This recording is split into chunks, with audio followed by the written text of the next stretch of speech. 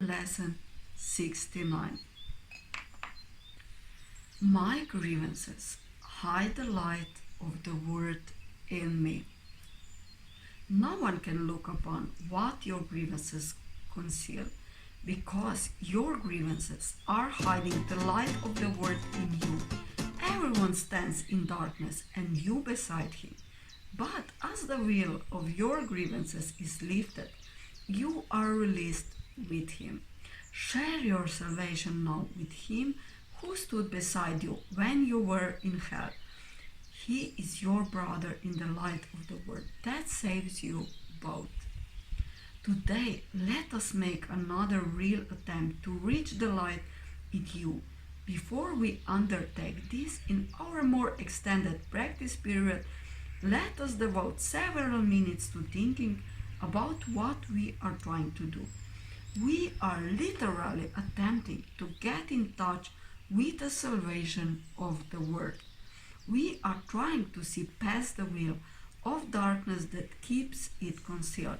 We are trying to let the veil be lifted and to see the tears of God's Son disappear in the sunlight. Let us begin our longer practice period today with the full realization that this is so, and with real determination to reach what is dearer to us than all else. Salvation is our only need. There is no other purpose here and no other function to fulfill. Learning salvation is our only goal. Let us end the ancient search today by finding the light in us and holding it up for everyone who searches with us to look upon and rejoice. Very quietly now, with your eyes closed, try to let go of all the content that generally occupies your consciousness. Think of your mind as a vast circle surrounded by a layer of heavy dark clouds. You can see only the clouds because you seem to be standing outside the circle and quite apart from it. From where you stand, you can see no reason to believe there is a brilliant light hidden by the clouds. The clouds seem to be the only reality. They seem to be all there is to see. Therefore, you will not attempt to go through them and pass them, which is the only way in which you would be really convinced to their lack of substance. We will make this attempt today. After you have thought about the importance of what you are trying to do for yourself and the world, try to settle down in perfect stillness, remembering only how much you want to reach the light in you today. Now, determined to go past the clouds. Reach out and touch them in your mind. Brush them aside with your hand. Feel them resting on your cheeks and forehead and eyelids as you go through them. Go on, clouds cannot stop you. If you are doing the exercises properly, you will begin to feel a sense of being lifted up and carried ahead. Your little effort and small determination call upon the power of the universe to help you, and God Himself will raise you from darkness into light. You are in accord with His will.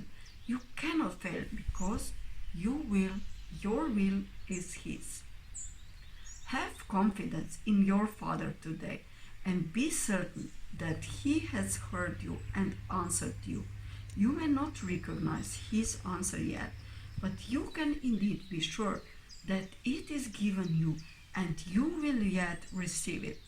Try as you attempt to go through the clouds to the light to hold this confidence in your mind. Try to remember that you are at last joining your will to God's. Try to keep the thought clearly in mind that what you undertake with God must succeed. Then let the power of God work in you and through you, that His will and yours be done. In the shorter practice periods, which you will want to do as often as possible, in view of the importance of today's idea to you and your happiness, remind yourself that your grievances are hiding the light of the word from your awareness. Remind yourself also that you are not searching for it alone and that you do not know where to look for it. Say then, my grievances hide the light of the word in me.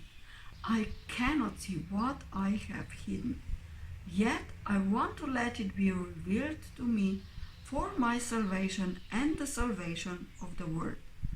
Also, be sure to tell yourself, if I hold this grievance, the light of the word will be hidden from me. If you are tempted to hold anything against anyone today. Lesson 69. My grievances hide the light of the word in me.